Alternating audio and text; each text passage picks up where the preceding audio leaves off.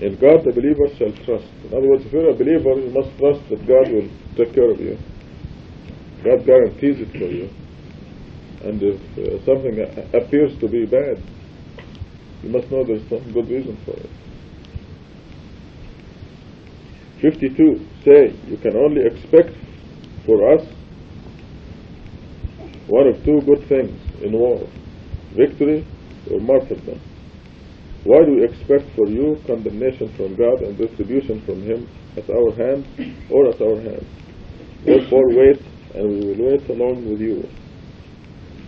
Say, spend willingly or unwillingly, nothing will be accepted from you, for you are evil people. Rejectors of God's messenger observed the Salat prayers. What prevented the acceptance of their spending is that they disbelieved in God and His messenger, and when they observed the contact prayers, Salat, they observed them lazily, and when they gave to charity, they did so grudgingly. This is an important verse you should remember. It's 954, remember it. When the people tell you that they think that life began with Muhammad, they think there was no Salat before the Prophet Muhammad.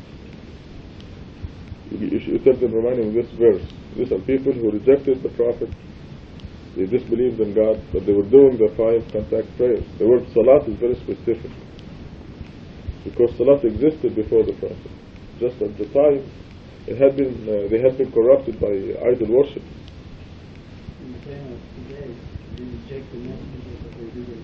Exactly. Same thing today. 954. This is another proof that the contact prayers Salat existed before the Quran.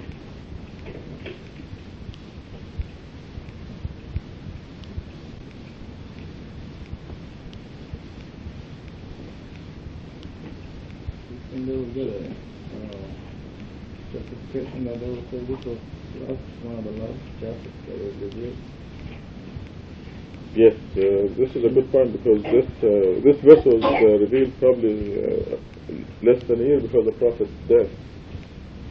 And this is my chance to give Harivash a public apology Surah, because I misunderstood her question yesterday. She was saying that the verses at the end of Surah 15 about people who accept the Quran partially could not possibly be applicable to the time of the Prophet, because the Quran itself was being revealed. It was not in existence really. Even when the Prophet died, he left the Quran in the chronological sequence with instructions on the side. It was not organized at all into a Quran. Now we have the Quran. This is the Quran, the format that God wants. And it did not exist until 20 years after the Prophet's death. He tried to put it together. Yeah, I thought this only one verse is very, very strong. Yeah. Just what they proclaim, to whom proclaimed the messenger before claimed that I am messenger, and after that, before. وقل إني أنا النذير المبين. Say I am the. Just one verse is enough to know that after Muhammad is the messenger coming. MashaAllah. Yeah, I misunderstood the question.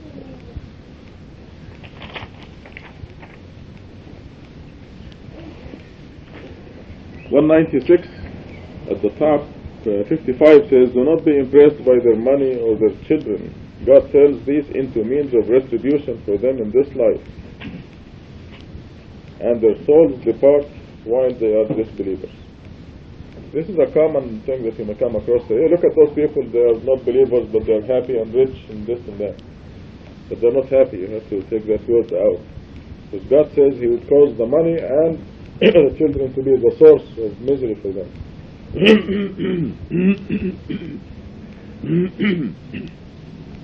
Then after all this misery, they leave the world as disbelievers.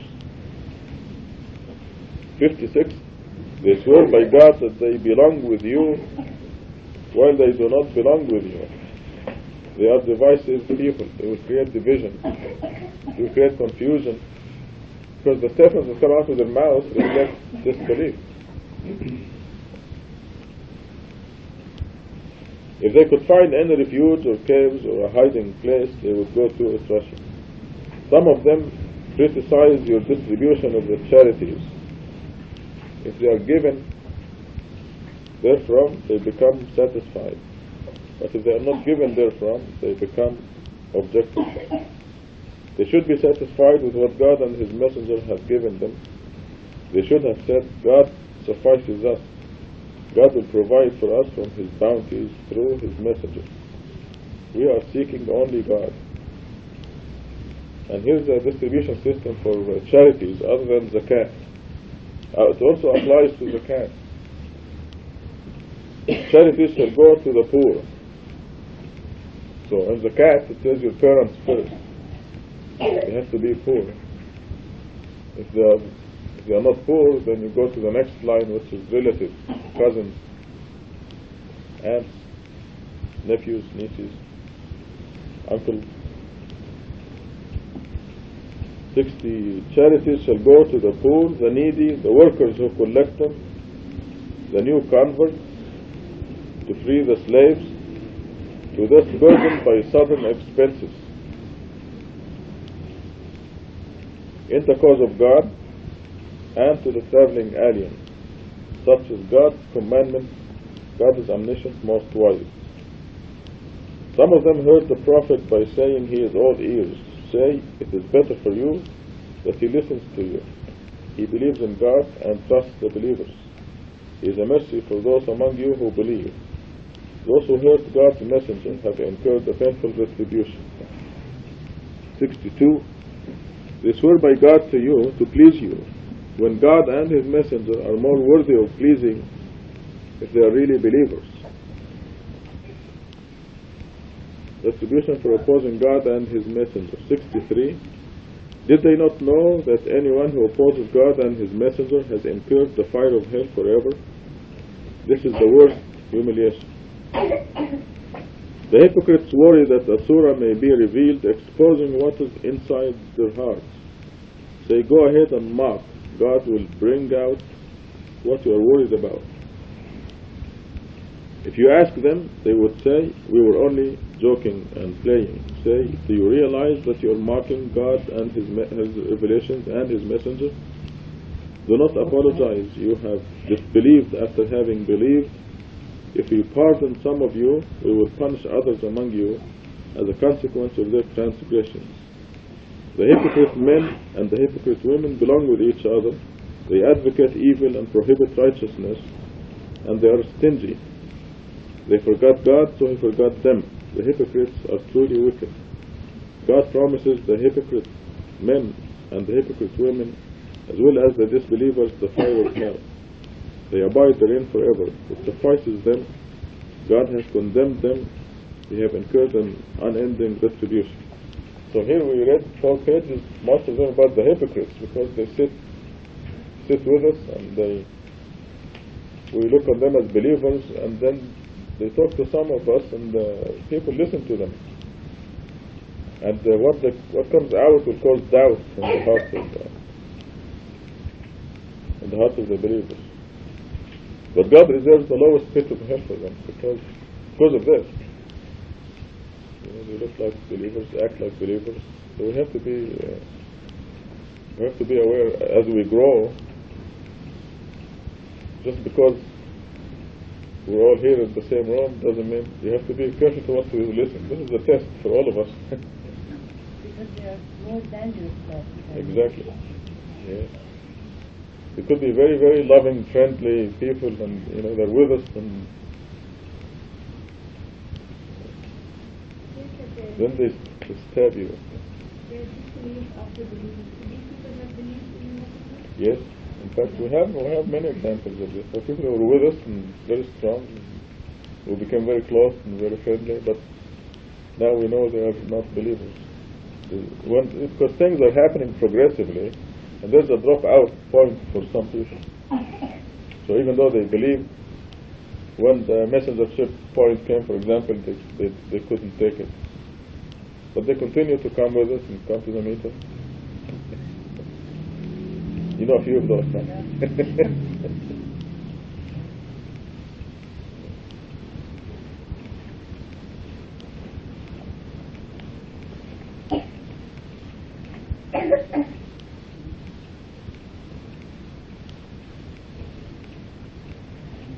Okay, we'll have 5 minutes of discussion. And those like us start with the Parents. immediate relatives, parents, and charity is another part. No, charity is something that's on the spot. Earthquake comes and destroys San Francisco, and the people in the street hungry, and you don't even know their names. You help them. That one is unlimited. Right. Of course, it's limited by your means and by not being too extravagant. Go ahead. If you have a cousin or something like that, that's poor and but very greedy and arrogant, all that, and then there's an orphan that is greedy and needs it even more. You still give it to the cousin. Yes, give it to the relative first. Unless he's fighting you. If he's just disbelieving, he has made a decision, he doesn't know, but he's not fighting you actively, then you have to give the zakat to the relative first. So God said, yeah.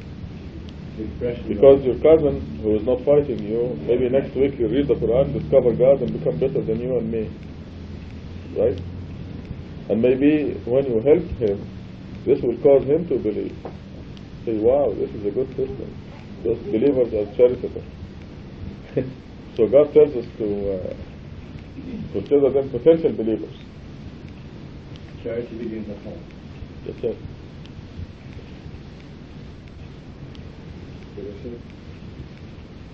The people who, like, I think everybody is going to get a message. Inshallah. But when our duty, according to, like, if we know the person get the message and we refuse it, and but we didn't give it to him, but we get it from somebody else, it's still our duty to go again, or to not to go. He got the message from another source? Yeah, from another believer, but they refuse. Oh, I see. Well, if the circumstances come up, we're supposed to give the message anyway, when the circumstances come up. God will create the circumstances for us to deliver the message. But we must strive. We need to strive. We need to do something. As it is, the majority of people believe in God alone, worship the Quran alone, worship God alone, and that's it. They're believers, and they're good. They're going to heaven. But they are not the same as people who strive, who are just aflame. Hey, look who's here! The Turners are here! Hey. Come on in, come on in. MashaAllah.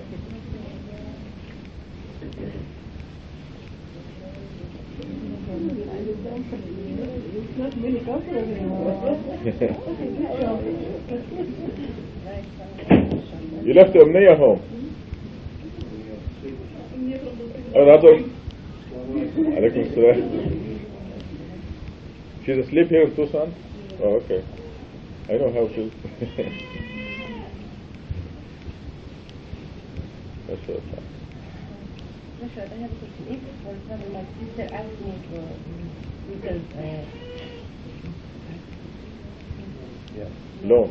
Okay, and she's a very believer and I trust her. But if I commit sin if I don't have a written down? If in your mind you don't care if she keeps the money and you never get it back, then it's okay. But if you want it to be repaid, God tells us to write it down so you don't forget how much you gave her and she doesn't forget how much you borrowed. But if she doesn't care, but if you don't care, if she ever pays it, then it's okay. This you write it down if you expect it to be paid back, because I'm telling you, you'll forget. You may give her $500 and then after a month you'll be absolutely positive that you give her 1,000. sometimes Satan will see to it. Yeah, and the duty of the person who gives the loan to write it down, or both? Well, the person who's giving the loan is in control. So it is the person, right? But the person who's taking the loan is the one who dictates the terms, who writes down the receipt. I received $500 from Roxana, and I promised to pay it at $50 a month starting in February, and finish the payment at certain date. So this is, when God gives us the details as to what to write, because it's be written in the hand of the borrower, and then you have two witnesses. This way there'll be no confusion at all. SubhanAllah. When this came down in an age where there were no accountants.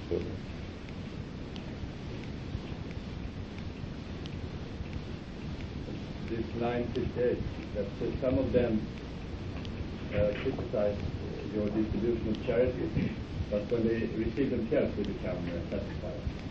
This we have seen in Sweden, people who object to the taxes, but then they try to get out as much as possible from the public sector, so the taxes just go up and up and up.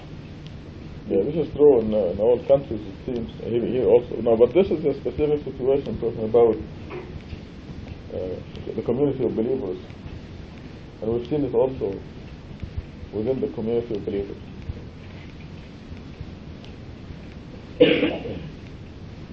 We are living the Quran. So what is your first question, Naima? How much you talked about the message?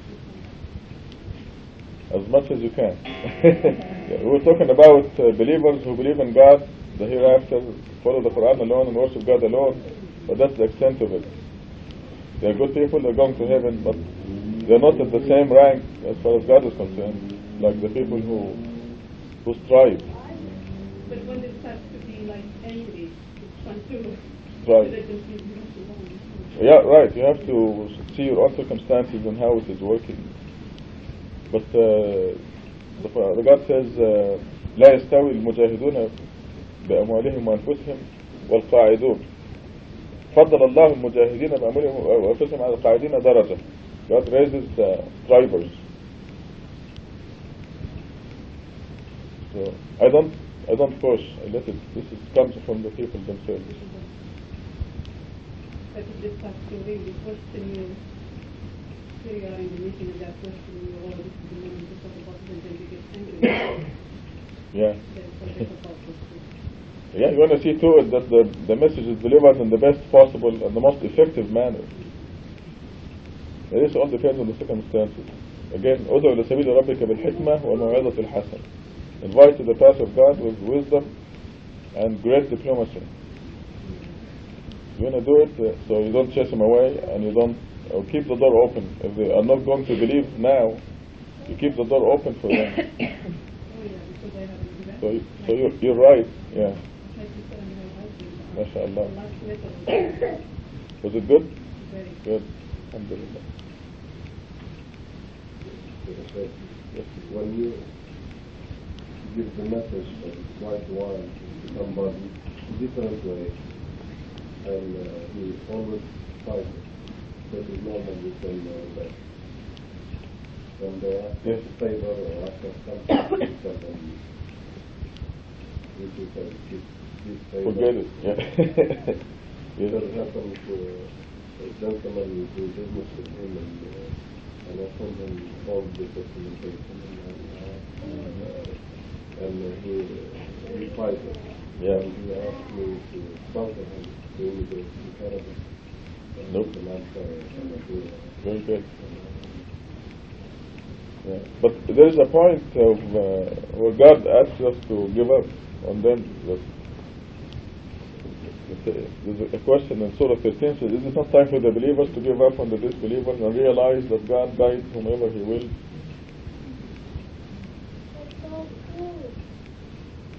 Usually they catch it like that, Rajul, don't they?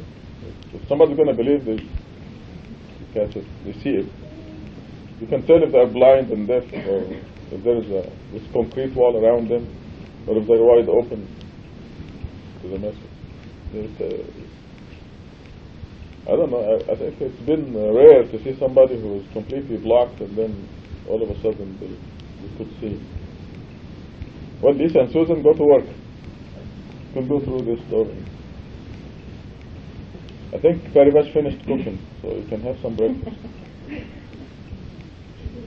You want to go help them? Yeah. You come with show them what they have for breakfast. There's some rice. You want to bring the cake now? I'm not. I know. When? Now? Yeah? Good time. Good time. Okay, wait. Stay where you are. Stay. Just 1 minute.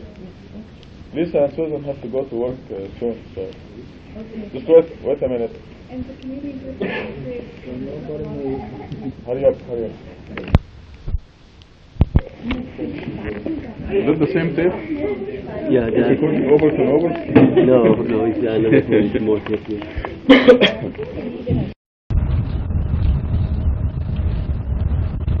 أعوذ بالله من الشيطان الرجيم.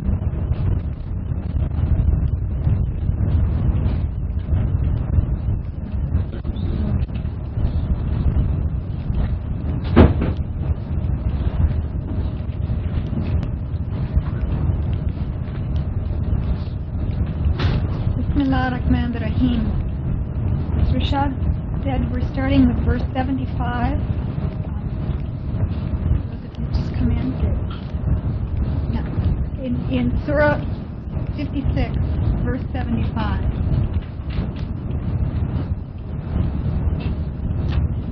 The Honorable Quran. I swear that by the positions of the stars, and it is an awesome oath if you only knew. I'd like to stop there for just a second, because we could talk about that all night.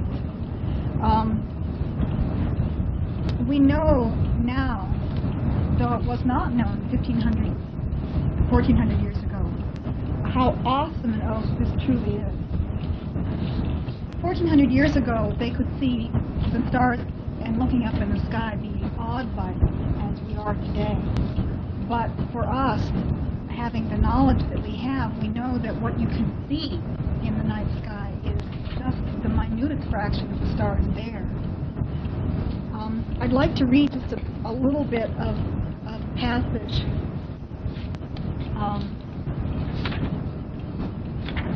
talking about how big our galaxy and the universe really is. I don't want to go too far with it, but just to give us a little bit of a feel again of how awesome an oath this truly is, because it is a more awesome oath than we can really comprehend. Even though intellectually we can try, it's beyond our comprehension. Our sun is only one of perhaps a million stars within our galaxy, the Milky Way. The size of the Milky Way is awesome. It would take us 100,000 years at the speed of light to cross it from one end to the other. Bearing in mind that the sun's light travels 93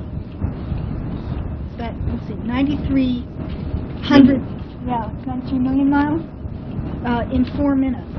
We can appreciate the vastness of the Milky Way. It's 100,000 light years across. From the outer limit of our galaxy, how significant is the planet Earth of the solar system? Our next door neighbor galaxy, the closest galaxy to our Milky Way, is 2 million light years away.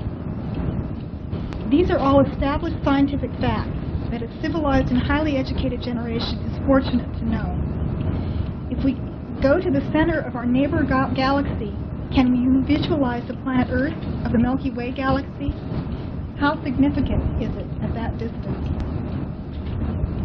By moving away from our galaxy to the nearest galaxy close to us, we are already talking about incredible distances, millions of light years, yet our universe contains a great number of galaxies. Back in the 1950s, Shane and Wharton drew the first map of the universe and its galaxies, 1,000 galaxies were surveyed then. And since then, scientists have discovered 1 billion galaxies, more than 1 million times what was known 30 years ago. Can you imagine the vastness of our universe with its billion galaxies and billion trillion stars? We are now talking about billions of light years within our universe.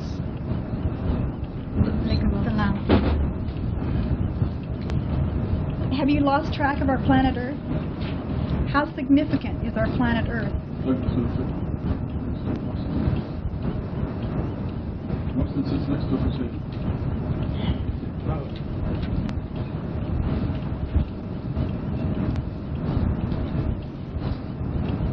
It is very important to keep this size and our significance, or perspective, in order to appreciate the significance or insignificance of teeny creatures who inhabited this planet for a brief period of time. And then we have one of the Psalms. This is from Psalm 8. When I behold your heavens, the work of your fingers, the moon and stars which you set in place, what is man that you should be mindful of him, or the Son of Man that you should care for him?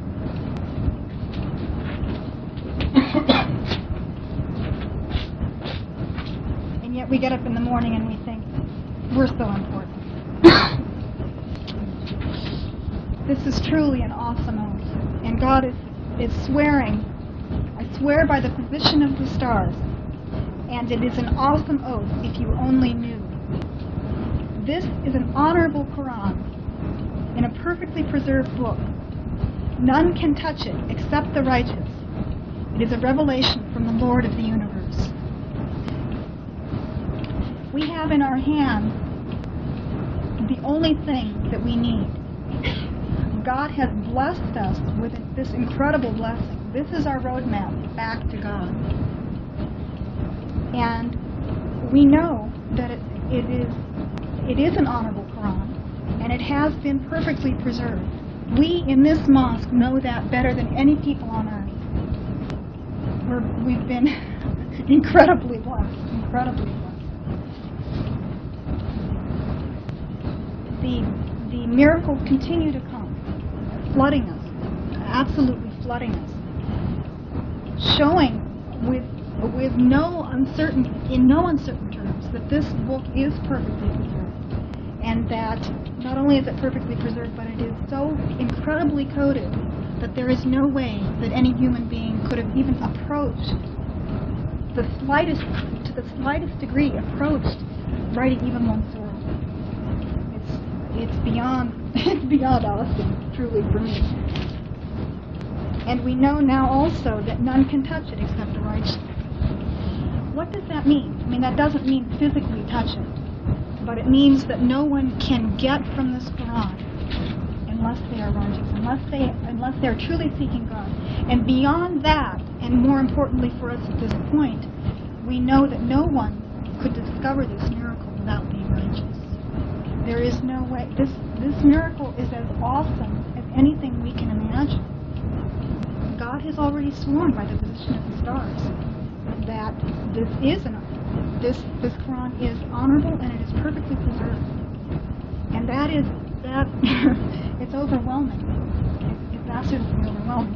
So we know, first of all, we know that this Quran has been preserved, but we also are given very clearly, the strongest of proofs that the discoverer of this code is indeed righteous, which is something that, of course, we will all hear otherwise, because that's the way Satan works. That's the way we all get entrapped. But we know very clearly that the miracle and the revelation itself had to have come from God. There is no way. There's no way we could have made it up, or could have been tricked from God. That anyone could have tricked God to discover the miracle any more than they could have tricked God to be the prophet to whom the revelation is given.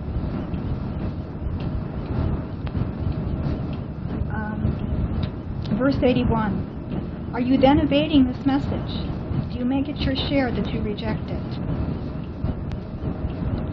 Your soul will reach your throat someday. Then you will look around.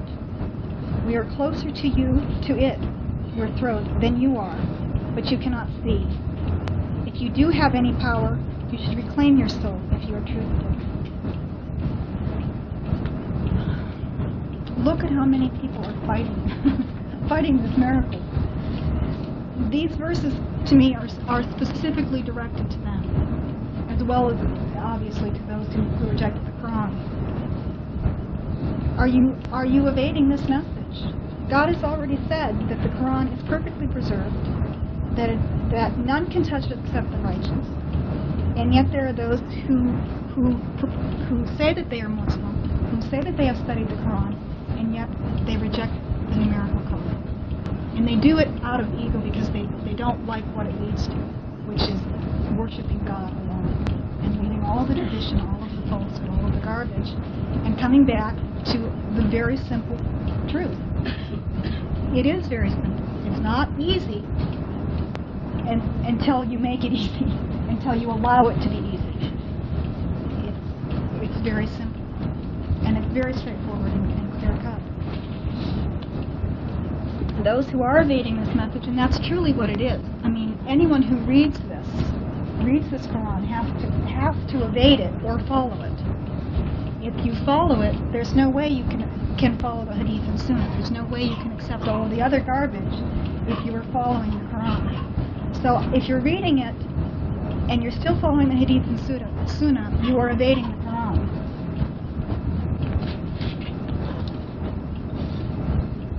And do you make it your share that you reject it? Well, it takes a lot of work, I think, on some level, not to accept the truth. You have to work at rejecting the truth, and I think that when you tend to do that, or when you do that, then you become a fanatic about it. And I think that's a lot of what we're seeing. And it's very clear from the next verses that none of us control our lives. None of us can stop death when it comes.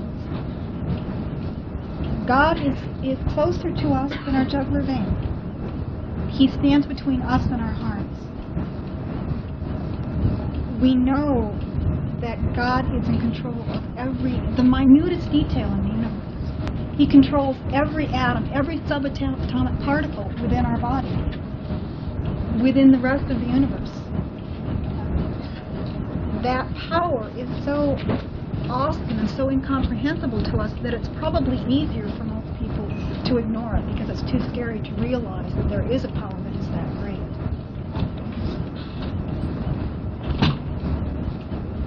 And yet, we're here to come back to that realization. We're here because we did not remember that when we were in God's presence on the heavenly plane. And we're here again, as Lori so beautifully expressed. We're here again to try and come back with a second chance. Can I stop here? Are there any questions or comments? Looks like This word, Arabic word, touch.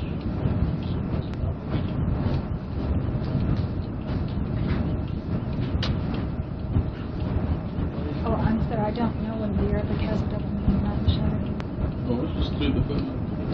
I'm sorry. Thank you. Excuse me. The footnote. The Quran is by no means a regular book. Only the sincere seekers of the truth will be allowed to understand it. See 4144. The insincere will be prevented from acquiring any knowledge from the Quran. In fact, those who are prevented by God from learning the Quran claim that this verse means that no one can physically touch the Quran unless he satisfies certain ablution requirements. Obviously, this distortion is a clever satanic plot to prevent people from studying God's message to them. Our salvation is in reading, studying, and heeding the Quran. is not really touch. The English word, the Arabic word does not mean touch in English. I will have to find another word. But still in English, you can say that means that nobody can derive anything out of the Quran unless that's sincere. But Arabic, the word is yamas. It is different from yalmas. Yalmas is the physical touch. Yamas is touch in this meaning that we cannot derive, understand anything from it unless that's sincere. Because your teacher is God. When you read this book, you're directly being taught by God. As we read in Surah 55, not a regular book. This is why you read it over and over 1,000 times, and you still find new things every time. Unlike a novel, you read a novel and that's it, you throw it away, you don't want to see it again. So, because every time you look at it, God gives you new information. This is, in verse 77, the Quran in Arabic is described as Kareem.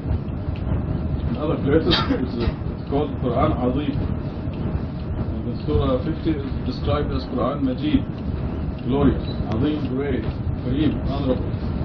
So all these are actually attributes of God Himself. And this is awesome, to describe the Quran with the same names of God. Azim, Majid, Kareem.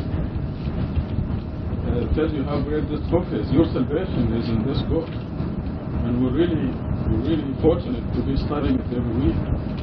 And the Quran is studied. Hopefully you're reading it every day, at least one verse every day. Make it a duty upon yourself, because it's a tremendous blessing. None can touch it except the righteous. And we have an international observation to prove this in the miracle of Quran that is coming out of this mosque, that it is a miracle that is like the Quran, ranges from the very simple to the very complex, yet nobody was allowed to make any discovery in this miracle except those who are connected with us, connected with believers, only believers who believe like we do. They believe in worshiping God alone and upholding the word of God alone. Just look at the people who made discoveries. I want to pass this around. Let's do it very fast. Just take one and pass it on to the next one. This is a summary of the miracle in one page. And when you look on the back, under other features of the miracle, you see that the first verse is 19 letters. The number of surahs is 114, 19 times 6. Is this simple enough? The first verse is 19 letters. The number of surahs is a multiple of 19. Very simple. The first revelation was 19 words. The last revelation, 19 words. These are famous first revelation and famous last revelation. And these are very simple. They don't require a computer. But not a single person outside the fold of believers was allowed to touch it. It's a monopoly. You look at the people who made the major discoveries: Abdullah, Mahmoud, Ihsan, Lisa, many others, Firuz, Ismail. These are the people that we know, and they're all Katub. They're all people who firmly believe like we do. And for a long time I was surprised. Why doesn't anybody else find these things? You know, it's because I needed some support. It's very simple. When you look at the back, you see how simple it is. From the missing Bismillah to the extra Bismillah 19 surahs. Is this difficult? I mean, the consistency and the repetition of the number 19 is so simple. Yet, nobody, there are 1 billion Muslims in the world, but none of them was allowed to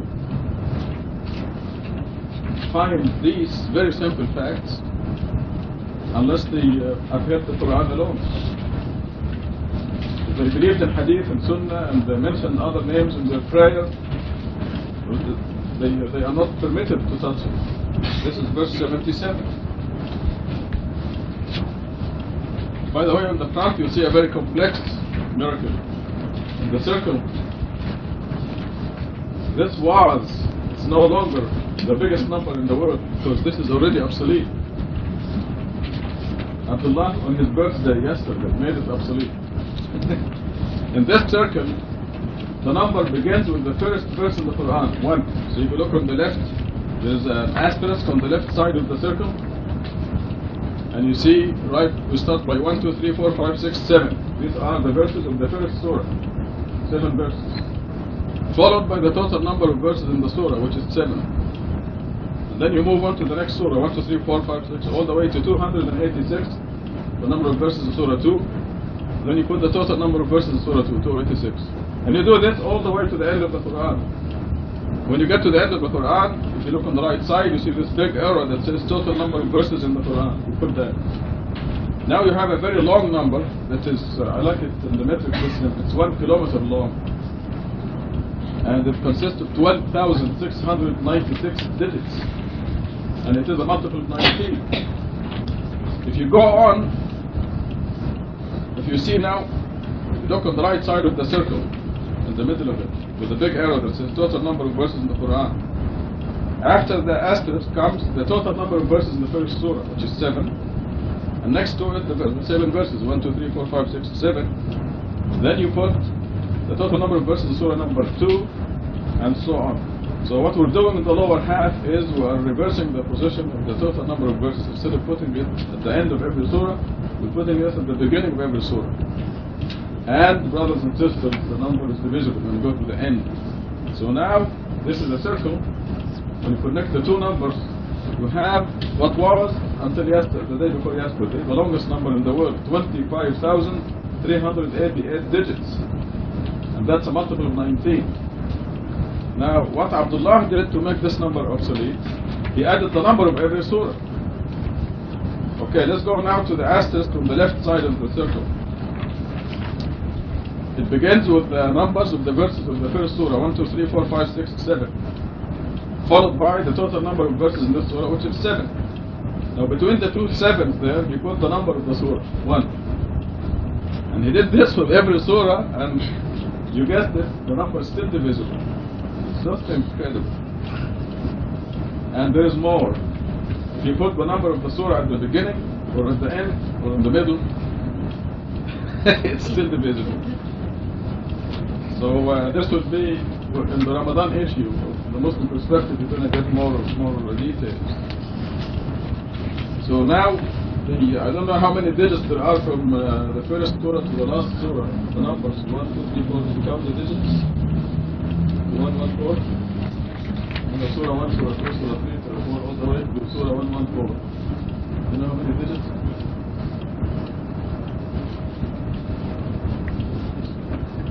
474, you add that? If you put 1 and 2 and 3 up to 114, it's divisible. It's not like that. Yeah, because you put it next to each other, you're not adding. You're just putting them. Okay, there's a by the way miracle. You know, 1, 2, 3, 4. All the way to the end of the Quran, 1, 1, 4. And you put the digits next to each other. 474 digits, and it's a multiple of 19. So you put that, you add this to this number, which is 25,696. You add 474. Now you have the biggest number in the world. And if it's out of this Quran, 2, 4, 25, 3, 88 plus 4, 7. So it's about 25,800 numbers, digits. So even if you put the And that is divisible. Put the surah at the beginning or at the end or in the middle, you still in the middle, meaning between the last verse and the total number of verses. If you look on the left side of the circle, you see the asterisk, and above it you see the number of verses in Surah Al-Fatiha number 1, 1, 2, 3, 4, 5, 6, 7, followed by the total number of verses in the Surah, which is another 7. So if you put the one between the two sevens that you see there, that's the number of the Surah. Yes. And you do this in all the surahs, it's divisible. If you move the number of the surah, put it at the beginning. So you have 1, 1, 2, 3, 4, 5, 6, 7, 7. That's divisible. And if you put the total number of verses at the beginning, so you have 1, 7, 1, 2, 3, 4, 5, 6, 7, you still have a divisible number. So it sounds like almost a physical impossibility, but it locks every verse. Somebody called today and said, how do you know it's only the 2 verses in Surah 9? You notice that Surah 9 is mentioned here. If you look at the upper right corner of the circle, it says total number of verses in Surah 9. You have to use 127. This fellow was calling from Louisville, Kentucky, and he said, how do you know it's only the 2 verses of Surah 9 that violate the code? So I told him, because every single verse, what we see here is every single verse in the Quran is authenticated as divine from God. Every single one, except these 2. So it's just, it is fitting to mention why God swears by the position of the stars that this is a Quran Kareem. By the way, Al-Quran Al-Kareem has a numerical value that's 684 among 19. The numerical value of this, the official name of the Quran, Al-Quran Al-Kareem. Just to change the subject, make it a little bit lighter. Do you know how they count the stars? I'm sure some of you do, but anyway, they go out in the night and take a picture of the sky. Just take a picture, they put it in the computer, and they count.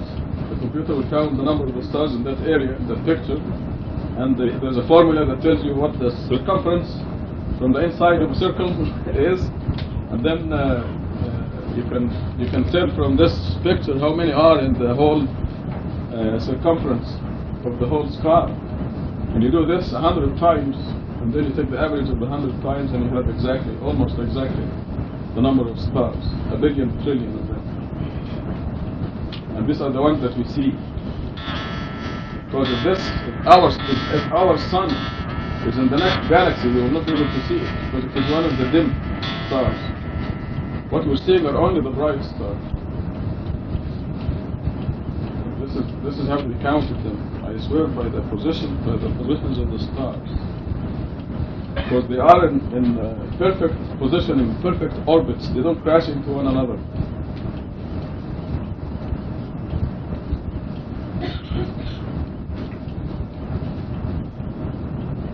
There was something else also I wanted to mention here.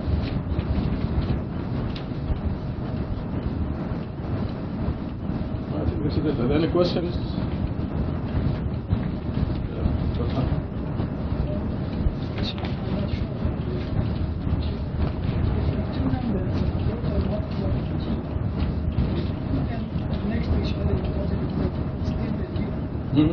Yes. The pieces are not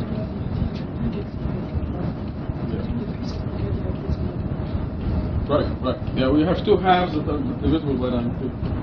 So what I'm doing here is just linking them into a circle. One, the upper half is a mod of 19, and you have the total number of verses at the end of each surah. The lower half is a mod of 19, and connecting them has nothing to do with anything. But in the lower half, you have the number of verses at the beginning of every surah. If you look on the right side of the circle, look at the right side of the circle at the big arrow that says total number of verses in the Quran. Below that you see Surah Al-Fatiha with the total number of verses, which is 7 at the beginning, not at the end. So you have 7, 1, 2, 3, 4, 5, 6, 7. And instead of 1, 2, 3, 4, 5, 6, 7, 7. Both of them are independently divisible by 19. And I just put them next to each other.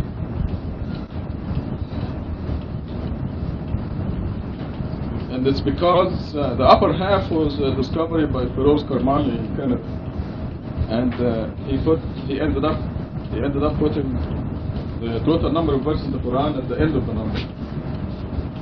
The lower half is Abdullah's discovery, and the total number of verses comes ahead of the surah. So the total number of verses in the Quran fits right there ahead of the whole Quran. So I put it in a circle. This circle is now obsolete. Great, but obsolete. We have better circles now. Yeah. Any other questions? Okay, back to Lisa and verse number what? Verse number 88. Thereafter, if he is one close to me, then happiness, flowers, and gardens of bliss. And if he belongs with those on the right, then peace to you from those on the right. But if he is one of the rejectors, the strayers, then the abode of retribution and burning hell. This is the inevitable truth. You shall glorify the name of your Lord, the great.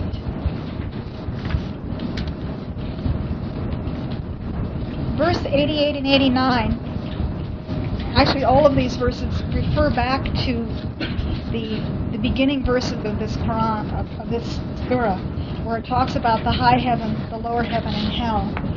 And we see again in 88 how beautiful the highest heaven is. We know, of course, that these are all allegorical descriptions, that God uses allegory because there's no way that we, in our present states, can even begin to understand really what is in store for us. But we know from the allegory of the highest heaven that it is truly bliss, and that it is wonderful beyond our dreams. God says that anything we wish for, anything those who are in the highest heaven, inshallah, will be there. Anything they wish for and even more. So God's grace is even greater than anything we can comprehend or desire, wish for. And then those on the right, those in the lower heaven, for them also, it's incredibly beautiful. And it's peace. Peace to you from those on the right. An incredible triumph to be among those on the right. But if he is one of the rejectors, the strayers, then the retribution in burning hell. We know, again, that we can't comprehend really the awfulness of hell. We have a slight idea because we are as far from God as anything in the universe at this point.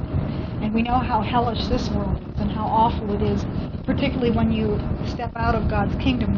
We're incredibly blessed to be in God's kingdom, inshallah. But as soon as you step out, you know what an incredible hell that is.